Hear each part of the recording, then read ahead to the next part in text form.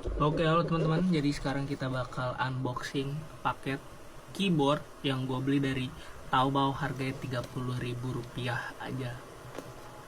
Gimana keyboardnya, bentuknya? Mari kita lihat. Ini bukan nyari yang gaming banget, tapi kita cari yang murah dan bisa dipakai aja. Katanya sih mekanikal, nggak tahu ini beneran mekanikal apa membran. Let's go.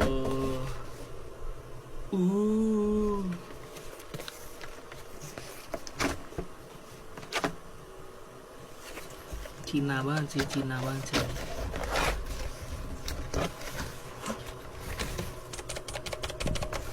Let's go. Masih wired.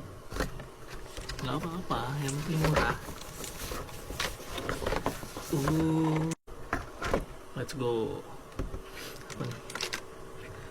Ya, blue switch 30.000. Apakah awet? Mari kita lihat.